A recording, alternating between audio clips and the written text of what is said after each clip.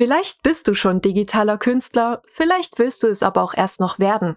In jedem Fall benötigst du ein Grafiktablett bzw. Tablet, um eben digital zeichnen, malen, 3D-Sculpten und so weiter, um das alles tun zu können. Ja, und in diesem Video möchte ich dir einmal ganz speziell das iPad vorstellen und dessen Optionen, die du nämlich beim Kauf auf jeden Fall beachten solltest. Ja, was ich dir dabei empfehle, was es überhaupt mit den einzelnen Optionen auf sich hat, all das werde ich dir hier erklären, damit du wirklich eine fundierte Kaufentscheidung treffen kannst. Eine der ersten Fragen, die bei dir wahrscheinlich aufkommen wird, wenn es um das iPad geht, ist: Ja, welches iPad soll ich mir denn überhaupt zulegen? Ja, also nicht mal irgendwelche Optionen, sondern generell die Variante, weil es nämlich mittlerweile vom iPad mehrere Versionen hat. Ja, es hat das iPad Pro, iPad Air, iPad und iPad Mini. Ich bin hier gerade einmal auf der offiziellen Apple-Webseite, da kannst du das alles einsehen, was es aktuell an verschiedenen iPads hat. Ja, und da gleich einmal etwas vorwegzunehmen. Aktuell würde ich dir auf keinen Fall das iPad Mini empfehlen. Das ist für die meisten Zeichenanwendungen nicht ausreichend. Auf der anderen Seite kannst du eigentlich zwischen iPad Pro, iPad Air und dem normalen iPad nicht wirklich viel mehr falsch machen, wenn du, das ist das Wichtige, wenn du die aktuellsten Versionen, ja, so die 2024er oder dann nachfolgende Versionen kaufst, die sind mittlerweile so gut, wirklich, dass für das normale Zeichnen eigentlich jede dieser Varianten genügt. Es ist dann mehr oder weniger eine Frage, wie viel Leistung brauchst du tatsächlich? Das heißt, was genau willst du alles machen? Willst du nur zeichnen? In Procreate zum Beispiel, dann kann bereits das iPad oder iPad Air je nach deinem Budget genügen. Ja, das iPad Pro würde ich dir dann empfehlen, wenn du wirklich, wie es der Name sagt, auch schon Pro, wenn du professionell unterwegs bist, wenn du vielleicht sogar auch mehr in 3D reingehen möchtest, ja, weil der große Unterschied ist hier einfach der Chip, ja, also die Leistung. Bei dem iPad Pro hast du mittlerweile diese M2 oder gegebenenfalls höher, je nachdem, wann du das Video schaust, diese Apple-internen, eigens entwickelten Silicon-Chips, die sehr viel Performance bieten. Ja, und da ist einfach die Frage, wie viel brauchst du? Wenn du zum Beispiel auch viel Videoschnitt machen möchtest mit dem iPad, ja, wenn du das sozusagen als zweiten Laptop verwenden möchtest, als Arbeitsgerät, dann würde ich dir das iPad Pro empfehlen. Für alle anderen Sachen, wenn du es eher nur zum Zeichnen hobbymäßig verwendest, dann kannst du zwischen dem iPad Air oder iPad, dem normalen, auswählen. Genau, ich habe mich natürlich für das iPad Pro entschieden. Ja, ich bin Pro-Artist und brauche das auch für meine Arbeit. Und hier vielleicht auch noch ein Hinweis vorweg. Ich habe mir jetzt tatsächlich ein neues iPad bestellt, ja, aber es wäre tatsächlich noch nicht wegen einer Leistungsminderung oder dass das Gerät kaputt gegangen ist oder irgend sowas. Es wäre nicht wegen solchen Gründen jetzt notwendig gewesen tatsächlich. Ich habe mir das neue iPad geholt, um für mich meine Kurse aktuell zu halten, weil manche Optionen einfach nicht auf den älteren Modellen wie das 2018er iPad Pro, was ich jetzt hatte und aktuell noch darauf präsentiere, das neue kommt heute, das wäre nicht notwendig gewesen. Ja, also das auch mal vorweg. Diese iPads, die halten wirklich super, super lange und ich hätte jetzt noch problemlos wahrscheinlich noch ein paar Jahre damit arbeiten können. Ich habe da auch schon mal ein Video erstellt, das werde ich hier mal einblenden, ja, wo du sehen kannst, was damit bereits möglich ist mit so einem alten iPad. Ja, also das heißt auch, du musst nicht das Allerneueste kaufen, das sowieso nicht. Werde ich nachher noch mal ein paar Sachen dazu sagen. Aber es kommt wirklich drauf an, wie viele, vor allen Dingen neue Optionen brauchst du. So, und dadurch, dass ich eben Kurse anbiete, will ich alle Optionen natürlich zeigen können, auch wenn sie vielleicht jetzt nicht so relevant sind.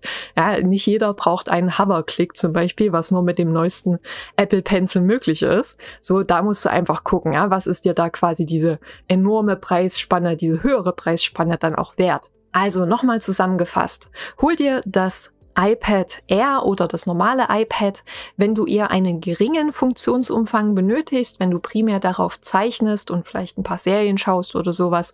Ja, also sich das Ganze eher so im Hobby- bis anfänglichen Profibereich bewegt, beziehungsweise einem sehr beschränkten Funktionsumfang. Und wenn du professionell künstlerisch tätig bist, beziehungsweise mehr als nur Zeichnen mit dem iPad machen möchtest, wie eben vor allen Dingen leistungshungrige Anwendungen wie 3D, Videoschnitt, all das, dann würde ich dir eher das iPad Pro empfehlen. Oder auch in dem Fall, wenn du viel zeichnest, mit Procreate zum Beispiel, aber da eben zum Beispiel auch die 3D-internen Optionen und generell andere Optionen nutzen möchtest. Also wenn du einfach das Maximale rausholen willst, dann natürlich auch das beste Modell holen, was in dem Fall das iPad Pro ist. Wenn es bei dir aber auf das Budget drauf ankommt, dann kannst du mit den neueren iPad Air und iPad-Modellen eigentlich trotzdem nicht viel falsch machen. Ja, ansonsten gucken wir es uns jetzt mal an. Hier, wie gesagt, auf der offiziellen iPad-Seite könntest du für dich auch hier diesen kleinen Compare-Button einmal anklicken, um da wirklich iPads miteinander zu vergleichen. Das kann ich immer sehr gut empfehlen, wenn du dich partout nicht entscheiden kannst. Ich bleibe jetzt mal bei dem iPad Pro. Wie gesagt, ich bin professioneller Künstler und nutze es für mehr Anwendungen. Deswegen wähle ich das jetzt einmal auf der Apple-Seite aus. Du wirst dann aber sehen, wenn ich dann hier einmal durchscrolle, ja, da hast du so ein paar Beispielbilder und Erklärungen. Ich gehe aber mal direkt auf den Kaufen-Button. Da wirst du sehen, dass sich viele der Optionen jetzt nicht so stark unterscheiden. Das kannst du also dann auch davon ableiten, selbst wenn du ein iPad Air oder iPad dir nur holen solltest. Ja, da hast du hier einmal die Übersicht und rechts dann die verschiedenen Optionen, die ich jetzt einmal mit dir durchgehen möchte, weil auf die kommt es ja schlussendlich an und die machen eben auch den Preis aus, wie du sehen wirst. Zunächst einmal solltest du für dich entscheiden, welches Modell, also sprich welche Größe du haben möchtest von einem iPad.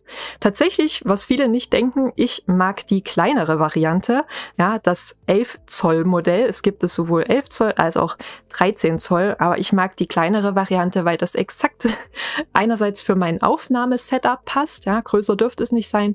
Andererseits mag ich es aber auch, weil diese 11 Zoll gerade so in meine Handtasche passen. Also ich mag das, unterwegs zeichnen zu können. Dafür ist es mir wichtig. Ja, also generell sollst du dir auch überlegen, wofür willst du das iPad nutzen, wann, wie, wo zeichnest du.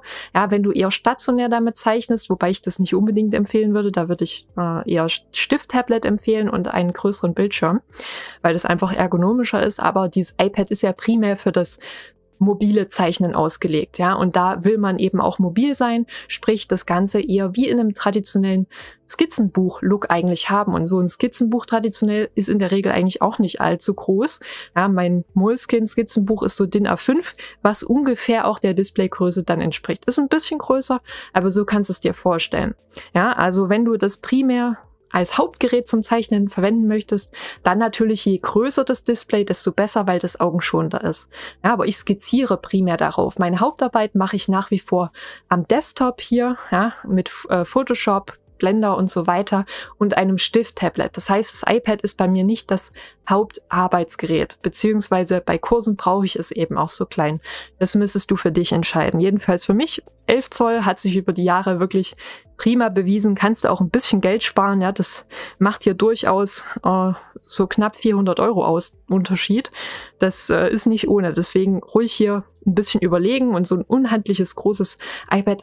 Also ich persönlich mag das gar nicht. Musst du selber wissen, aber da mal meine Meinung dazu. Hier an der Stelle wirkt sich das nicht auf die nachfolgenden Optionen aus. Du kannst also alle anderen Optionen bei jeder Modellgröße hier einstellen. Das ist also egal, das ist wirklich nur deine persönliche Präferenz.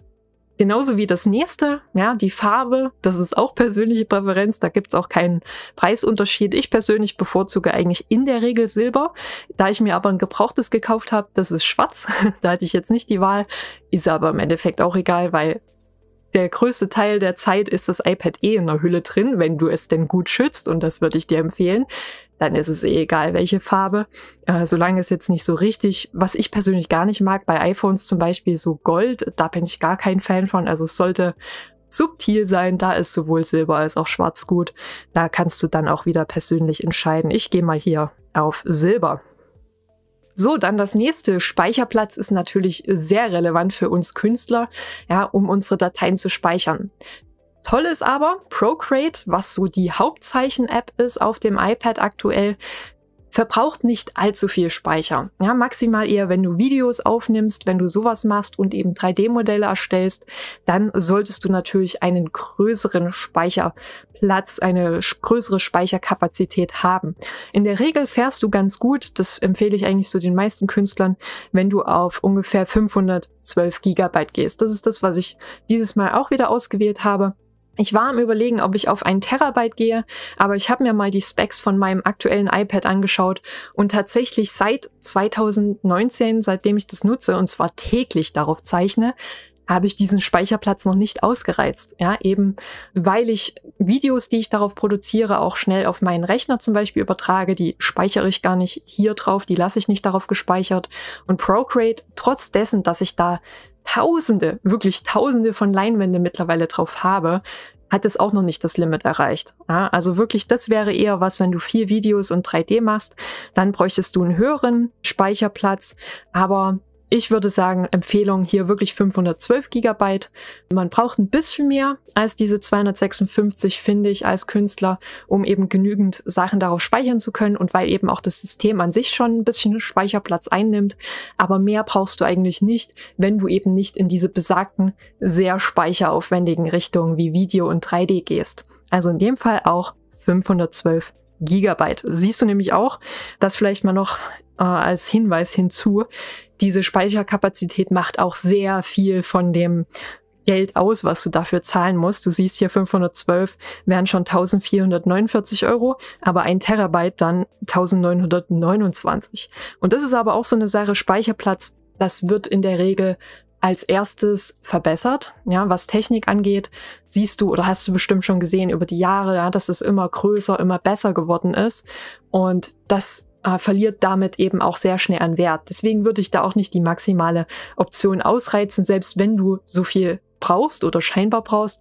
Da würde ich eher auf externe Lösungen wie externe Festplatten gehen, ja, dass du da Sachen dann drauf als Backup speicherst oder eben auf einem Hauptrechner, so wie ich es mache.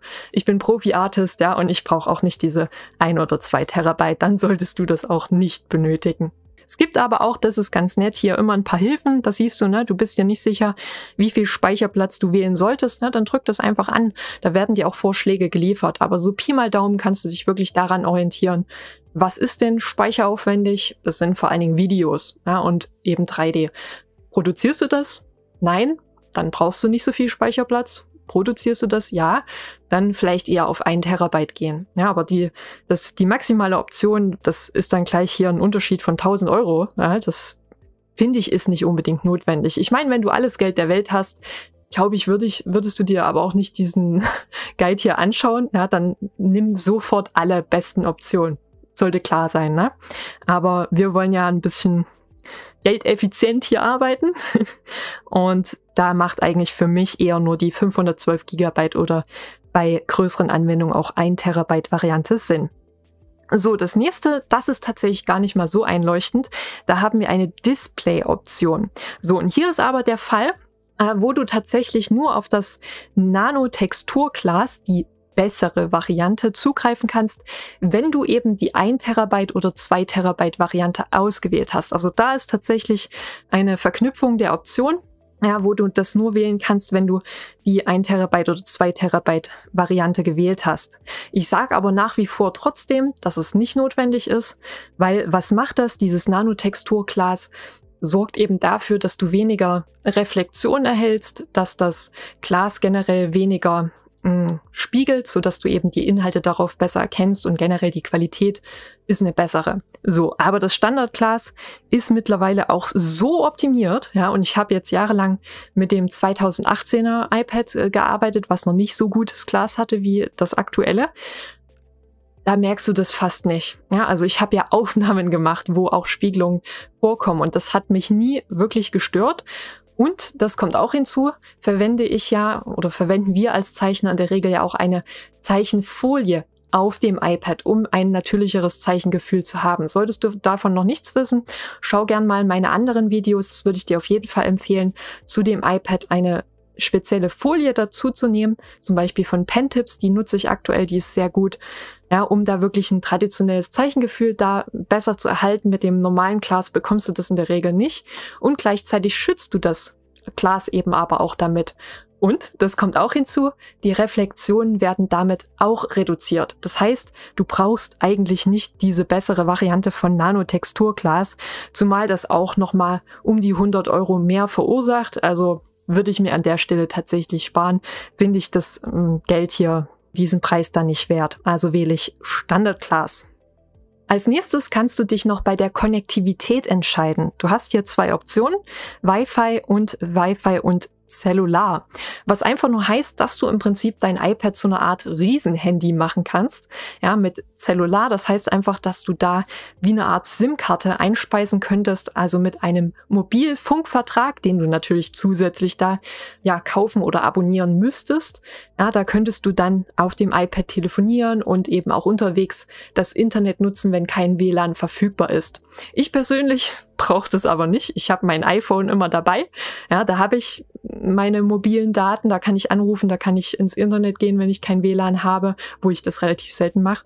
Ja, und deswegen nutze ich hier auch eher Wi-Fi, zumal das Wi-Fi-Cellular-Modell auch nochmal richtig viel extra kostet, würde ich mir an der Stelle auch sparen. Also ich finde, brauchst du eigentlich nicht, weil überall, wo du hingehst, hast du entweder WLAN oder du kannst zum Beispiel auch, wenn du ein iPhone hast, das als Hotspot einrichten. Also das finde ich tatsächlich hier ein bisschen, also was meine ich damit Hotspot?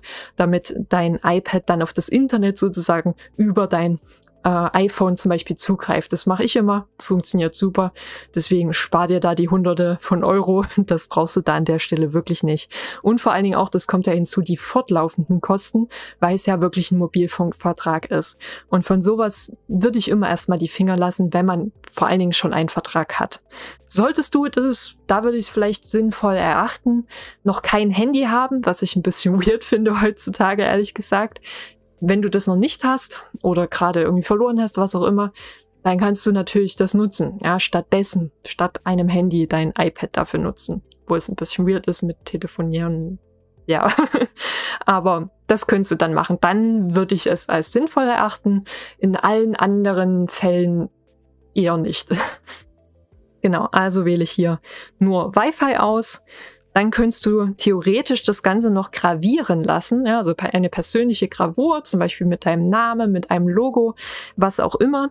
Aber ich wähle in der Regel hier ohne Gravur. Das hat den folgenden Grund: Du könntest die Gravur zwar kostenlos hinzufügen und dein iPad individualisieren, aber ich versuche dann immer schon so ein bisschen in die Zukunft zu denken und ich werde das irgendwann verkaufen. Und das Ding ist, mit iPads und generell Apple-Produkten, die erhalten schon relativ viel von ihrem Wert. Klar, du wirst nie mehr das bekommen, was du investiert hast, sind wir ehrlich, ne? Es verliert dann schon irgendwo Wert, aber nicht so viel wie andere Geräte.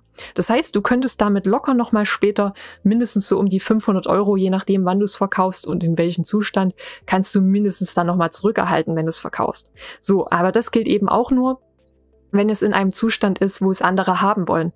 Und andere wollen dann eher, würde ich mal argumentieren, weniger ein iPad mit dem Namen einer anderen Person drauf. Also zum Beispiel, wenn dann irgendwie Hildegard XY draufsteht, I don't know, hätte ich jetzt nicht so Lust, mir das zu kaufen. Also denk da auch so ein bisschen mit. Ich finde es hier nicht notwendig oder ich möchte da eher den Preis erhalten. Deswegen wähle ich hier ohne Gravur.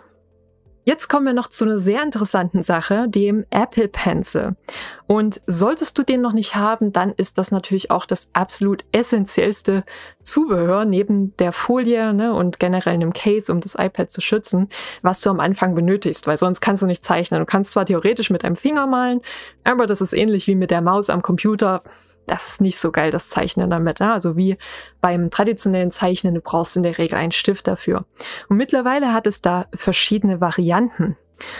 Der neueste Apple Pencil ist der Apple Pencil Pro und der hat ein entscheidendes neues Feature, nämlich dass man eine Hover-Option damit bekommt. Sprich, wenn man über dem iPad schwebt, kann man bereits Aktionen auslösen. Das ist vor allen Dingen dann relevant, wenn du diese Vorschau haben möchtest beim Hovern, aber auch vor allen Dingen, wenn du dein iPad an einen externen Rechner anschließt, wo du diese Hover-Option benötigst, also die Vorschau des Pinsels, wenn du auf einen anderen Bildschirm guckst, ja, du zeichnest und schaust auf einen anderen Bildschirm, brauchst du ja ungefähr die Position von dem Brush. Und das ist tatsächlich nur mit dem neuesten Apple Pencil Pro möglich.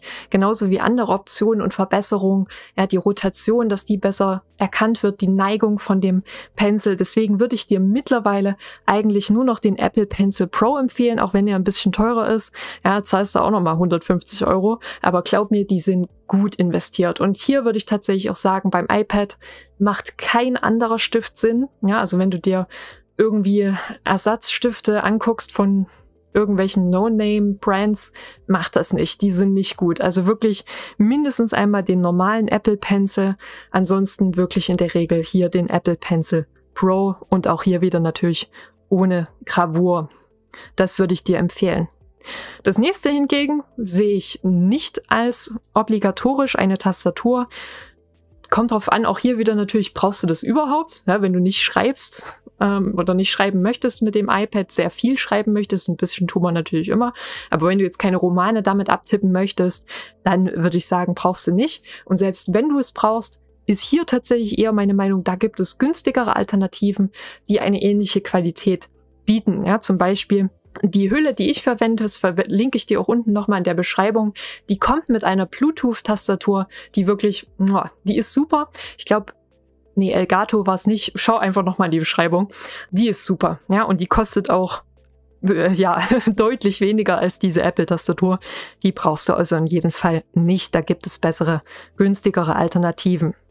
Ja, Apple Trade-in, das ist dann so eine Sache, die wirst du jetzt, wenn du noch kein Gerät hast, kein iPad, nicht benötigen. Solltest du aber eins haben, ja, wie ich zum Beispiel, aber ich mache das auf andere Art und Weise. Trotzdem solltest du eins haben, hast du hier die Möglichkeit, dieses alte Gerät einzutauschen und da auch ein bisschen zu sparen bei dem neuen, ja, weil dieser Ankaufspreis sich sozusagen auf den Neukauf mit einrechnet. Da kannst du das also mit verbuchen. Ich mache das hier an dieser Stelle aber nicht, also kein Eintausch. Ja, dann noch diese Apple Care Abdeckung, habe ich noch nie verwendet. Ja, also das ist im Prinzip eine Versicherung dafür, sollte da irgendwas passieren mit deinem iPad. Ich gehe aber immer mit der Devise ran, ich schütze mein iPad so gut wie möglich mit einem Case, mit einer Schutzfolie und generell gehe ich natürlich damit sorgsam um. Mir ist es noch nie passiert, dass irgendwie mein Display gesprungen ist. Das sehe ich immer nur bei Leuten, die eben nicht sorgsam damit umgehen oder keine entsprechende Hülle nutzen. Da sage ich immer selber schuld. Ja, also mir ist es noch nie passiert, irgendwas Schlimmes und dann vor allen Dingen Versicherungen. Ich weiß nicht, ob du das schon mal erlebt hast, aber Versicherungen wollen in der Regel kein Geld zahlen. Die wollen eigentlich nicht, dass du versichert bist, wenn wir mal ehrlich sind. Ja, also die werden dann sowieso versuchen, jeden Schlupfwinkel zu finden. Zum Beispiel deckt das auch nicht alles ab, da kenne ich mich jetzt nicht so im Detail aus, aber ich weiß, es gibt ein paar Schlupflöcher. Zum Beispiel, wenn bestimmte Schäden, Wasserschäden und so weiter durch ganz bestimmte Handlungen entstehen, dann wird das zum Beispiel nicht abgedeckt. Ja, also wie gesagt, ich kenne es jetzt nicht im Detail, tue mich jetzt nicht darauf festnageln, aber das ist immer so die Sache mit Versicherungen, weshalb ich eigentlich da eher so gehe, keine abzuschließen. Ja, also auch hier kannst du dir natürlich überlegen, aber es sind dann auch wieder 160 € im Jahr. Also ja, ich würde es eigentlich nicht tun. Geh sorgsam mit deinem Gerät um, dann brauchst du das nicht. Brauchst du keine Sorgen zu haben. Ja, und im Endeffekt kommen wir dann, wenn wir das neu kaufen würden, wohlgemerkt, hier jetzt in diesem Beispiel auf einen Preis von 1.598 €. Und ich weiß, das ist eine ganz schöne Hausnummer. Das ist erstmal eine Menge Geld. So, aber erstens, das ist wirklich eine Investition, die sich lohnt. Du kannst dir gerne auch mal das andere Video von mir anschauen. Ich nutze mein iPad mittlerweile eigentlich 24/7, ja, für so ziemlich alle möglichen Anwendungen. Und dadurch, dass ich auch professionelle Künstlerin bin, kann ich es natürlich auch absetzen. Das ist schon nochmal ein kleiner Unterschied. Wenn du jetzt nur Hobby-Artist bist, dann geht das natürlich nicht. Ja, aber auch selbst dann wirst du jahrelang damit Freude haben und wirklich ein super Gerät nicht nur zum Zeichnen, sondern generell eigentlich für alle möglichen Computeranwendungen im kleinen Tablet-Bereich. Ja, also du kannst damit im Endeffekt alles machen und der Chip ist mittlerweile so leistungsstark, dass man wirklich eigentlich davon sprechen kann, dass es ein Mini-Laptop ist. Ja, also schau dir da wirklich nochmal mein anderes Video an, da zeige ich dir, was damit möglich ist und wohlgemerkt, das bezieht sich auf das ältere iPad, hiermit ist nochmal deutlich mehr möglich. Ja, das Punkt 1. Punkt 2, Du musst aber auch gar nicht das Ganze über Apple.de oder Apple.com kaufen. Ja, also sprich, was ich dir in der Regel auch nicht empfehlen würde, nur dass du jetzt mal hier so einen generellen Überblick jetzt erhalten hast über die generellen Kaufoptionen, würde ich dir eigentlich empfehlen, kaufe das iPad gebraucht. Es verhält sich im Prinzip wie bei Neuwagen. Ja, wenn du da einen kaufst, dann verliert der sofort massiv an Wert, was du nie zurückbekommst und den Preis in der Regel auch nicht wert ist. Ich würde dir stattdessen empfehlen, kaufe das Ganze gebraucht als B-Ware, ja, und das entweder, es gibt auch eine Seite auf apple.de, ich würde dir allerdings eher eine andere Seite empfehlen, darüber habe ich schon die meisten meiner Geräte gekauft, nämlich Rebuy, das ist eine Empfehlung, oder ganz klassisch Amazon.de, da kannst du auch entweder gebrauchte oder auch sogar neue Geräte im Angebot kaufen, die gibt es auf Apple nicht. Ja, zum Beispiel das neueste iPad, was ich mir jetzt geholt habe, das habe ich über Amazon bestellt. Das, was ich vorher hatte, womit ich auch gerade noch präsentiere, seit 2018, was wirklich nie Probleme verursacht hat, wirklich super läuft, das und eben auch andere Sachen, was habe ich mir noch geholt, ein Laptop, ein Rechner. Ja, ich habe mir da schon sehr, sehr viel gekauft, auch für meine Familie. Rebuy, ja, das kann ich dir empfehlen. Da gibt's auch eine spezielle Apple-Produkte-Kategorie, wie du hier siehst. Dann wählst du iPads aus und dann noch die Variante. Im Prinzip hast du hier dieselben Optionen wie auf apple.de. Ja, wenn du ein iPad Pro haben willst, wählst du das aus. Dann vielleicht noch die Generation. Wie gesagt, die neuesten, die sind dann immer hier vorn. Je weiter du zurückgehst, desto billiger wird es natürlich auch. Ich würde dir empfehlen, nicht älter als 2018 zu gehen. Ich würde eigentlich sogar sagen, geh mit den Versionen, die M-Chips haben. Also 2020 oder 21 müsste es sein. Also ich würde tatsächlich nicht später als 21 gehen, einfach damit du noch von den neueren Chips profitierst, von der besseren Leistung, gleichzeitig aber nicht so viel zahlst wie für die aktuellen Modelle. Also da der Unterschied zwischen den M1 und M2 Chips, auch wenn er auf dem Papier groß ist, in der Nutzung macht er nur einen kleinen Unterschied aus. Der Unterschied hingegen von dem 2018er zu dem neuesten, das ist dann wiederum groß. Ja, aber hier einfach ein paar Generationen zurückgehen, also zum Beispiel 2021 wähle ich mal aus und dann hast du wieder, wie gesagt, dieselben Optionen. Silber zum Beispiel. Auf der Webseite kannst du auch direkt links auch die Filter auswählen. Das ist jetzt hier direkt so ein Fragebogen. Kannst du aber auch so über die normale Desktop-Webseite an der Seitenleiste auswählen. Dann hat mir 512 gesagt. Nur Wi-Fi ist natürlich die Frage, ob es vorhanden ist. Ja, manchmal ist vielleicht nicht genau die Variante vorhanden, die du haben willst. Bei mir war zum Beispiel alles vorhanden von den Optionen, die ich haben wollte, nur nicht die silberne Farbe. So, es war nur schwarz mit diesen Specs vorhanden. Und da habe ich mir dann aber auch gesagt, ja, also, wen juckt's? Da ist es dann eher eine Frage, wie kompromissbereit bist du? So, dann haben wir gesagt 11 Zoll, die kleinere Variante. Ah ja, und hier siehst du gerade, deswegen, es hat mich gewundert, ich bin gerade beim Verkaufenscreen tatsächlich. Ich war nicht auf dem Kaufenscreen, aber es ist vielleicht ganz sinnvoll, ich lasse das mal im Video, weil hier siehst du, hier kannst du nämlich auswählen, wenn du schon ein älteres iPad hast, könntest du es hier nämlich auch verkaufen. Das werde ich zum Beispiel tun, weil du hier noch wirklich relativ gute Preise erhältst. Also wenn du noch ein altes iPad hast, nutzt zum Beispiel Rebuy, um da noch einen guten Wert dafür zu bekommen. Es ist nämlich in der Regel höher als das, was du bei Apple Trade-in bekommen würdest. Deswegen habe ich auch vorhin gesagt, gibt eine bessere Variante und das ist nämlich genau das, wenn du ein altes Modell verkaufen willst. Aber zurück, wir wollten ja kaufen. Sorry, so, hier, da hat es nämlich auch Apple. Dann iPad Pro und genau das meinte ich hier, die linke Leiste. Ja, da kannst du das im Prinzip auswählen. Wir hatten Generation 21, du könntest theoretisch das aber auch lassen, also würde ich nicht mal unbedingt auswählen, sondern eher hier nach den anderen Specs gehen und da würde ich dir empfehlen, der Zustand ist dann das Entscheidende. Mindestens einmal sehr gut anzuwählen, gut würde ich eigentlich nicht wählen, wie neu und natürlich auch ungeöffnet. Diese 3 Optionen würde ich auf jeden Fall ausgewählt lassen und dann alles andere nach den Specs, die du für dich definiert hast, die wir vor uns auch schon definiert hatten. Also zum Beispiel die 512 Gigabyte, dann nur Wi-Fi. Arbeitsspeicher würde ich erstmal freilassen, das unterscheidet sich dann je nach der Version. Und Erscheinungsjahr kannst du auch mehrere auswählen, 22 und vielleicht noch 20 mit dazu maximal. Ja, und dann kriegst du hier auch schon eine Auswahl. Wenn du jetzt partout nicht die Version hier siehst, die du haben möchtest, kann es manchmal sinnvoll sein, einfach auch noch ein paar Tage oder Wochen zu warten, da hier natürlich auch regelmäßig neue Angebote reinkommen. Ja? Es handelt sich ja um gebrauchte Objekte. So, und da siehst du hier schon, hätten wir, hier ist es 12 Zoll, das müsste man vielleicht noch festlegen, genau die Displaygröße. Hätte ich gern die 11 Zoll, kannst du aber auch größer lassen, siehst du ja, kriegst du noch andere Angebote. Und da hätte ich in dem Fall jetzt tatsächlich nur dieses eine. Haben wir sehr spezifisch schon festgelegt, aber wie du hier siehst, das ist genau das, was wir vorhin festgelegt hatten in der älteren Version.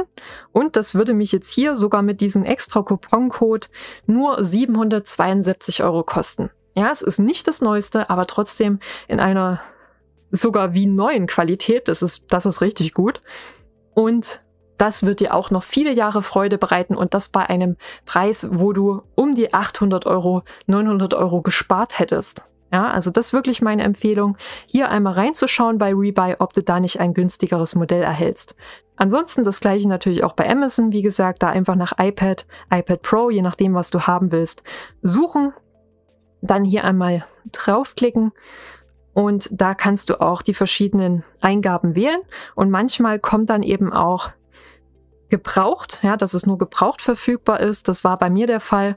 Hier ist jetzt keine Option. Das gibt's wahrscheinlich gerade nicht mehr, aber da habe ich auch mehrere 100 € gespart. Also in meinem Fall war tatsächlich Amazon die bessere Variante. Werde ich dir auch einen Link unten in der Beschreibung lassen, worüber ich mir dieses Mal das neue iPad geholt habe. Ja? Und dieses Mal tatsächlich auch in der 2024er Variante, einfach weil ich die neuen Optionen haben möchte, um meine Kurse halten zu können. Wenn du das nicht machst, dann wirst du auch mit deiner älteren Version zurechtkommen. Das ist vollkommen okay. Ja, also hier wirklich, merk dir das, wie ein Neuwagen macht keinen Sinn, die neueste Version in der Regel zu kaufen. Spar dir das Geld, ja. Guck, dass es dann vielleicht eher in eine Hülle zusätzlich investierst oder für die Zukunft oder für irgendwas anderes sparst. Ja, das macht einfach mehr Sinn. Ja, und damit solltest du jetzt eigentlich Bescheid wissen, welches iPad für dich Sinn macht, was es mit den einzelnen Optionen auf sich hat. Nochmal vielleicht zusammengefasst, ich habe mir jetzt wie gesagt dieses iPad Pro besorgt in der neuesten 2024er Variante mit 512 GB Speicher und dem normalen Glas 11 Zoll und ja, schwarz. Das ist nicht so wichtig, aber einfach, dass du mal Bescheid weißt. Genau, das reicht für mich und ich würde sagen, ich bin ein absoluter Power-User. Nochmal, siehst du in dem anderen Video, ich nutze das iPad für alles. Ja, und wenn du das nicht tust, dann wirst du mindestens auch mal mit dieser einfachen Variante wie bei mir zurechtkommen, wenn nicht sogar mit einer älteren, gebrauchten Variante. Ja, und wie gesagt, bei mir ist es zwar auch das Neueste, aber auch gebraucht, weshalb ich eben auch mehrere 100 € gespart habe. Schau dafür nochmal entweder auf Rebuy oder auf Amazon. Diese beiden Seiten würde ich dir da empfehlen, wo du wirklich massiv Geld sparen kannst. Es macht selten Sinn, direkt bei Apple zu kaufen, wenn wir ehrlich sind. Es sei denn, du willst wirklich das allerneueste Modell haben, wenn es gerade rauskommt.